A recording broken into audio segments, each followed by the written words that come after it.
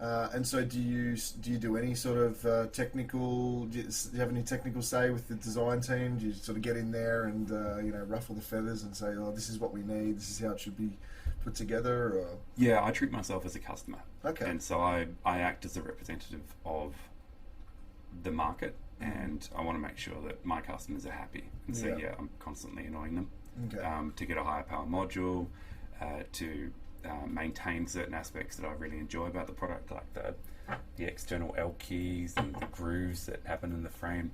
These are aspects that I really enjoy, and I know that my customers enjoy, and so I push on that. It's quite cool. In fact, one of the things that we've developed fairly recently is in listening to the market. There was a discussion on Facebook recently. I was like, it was a really good, interesting discussion as a manufacturer, because they were talking about having to go online and getting installation manuals because no one does it. And we get a lot of modules being mounted outside of clamping zones and a lot of installation challenges. And so what we did is we redesigned our boxes to suit the Australian market, where when you take the lid off the box, you've got the clamp zones on the side of the box, hidden under the covers. So everything else is nice and pretty.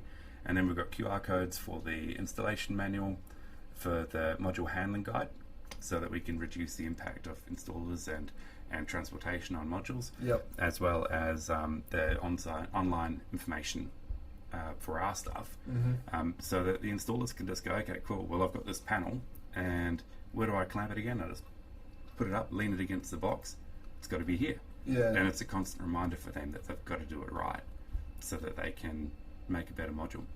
And so, that was something that we did. I love that. That's such a good idea. Well, it's simple, right? Yeah.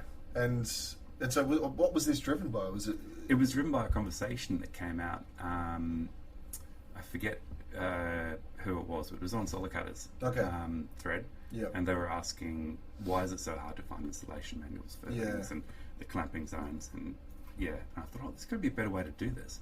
And so I was tossing up on whether we should put a guide inside each box, but then logistically that's a pain in the bum, because people go, I've lost that and I don't know where it is, and yada yada yada. And everything is electronics nowadays, so why not just make it really simple? And you got all that real estate on the box as well. It's a huge box, right? It's massive.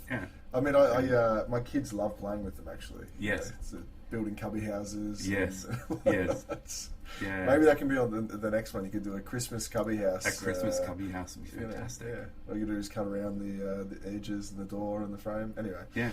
Getting off topic, but another thing that we did as a result of the market was this is our new module. Okay. And it we made the cables 1.2 meters long. Yeah, right. Because part of the market complaint is that you get these split cell modules, and what's the point?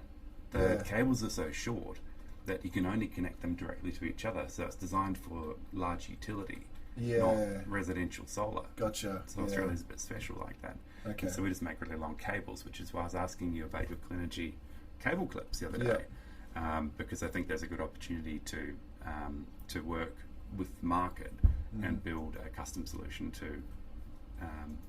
to manage these massive cables.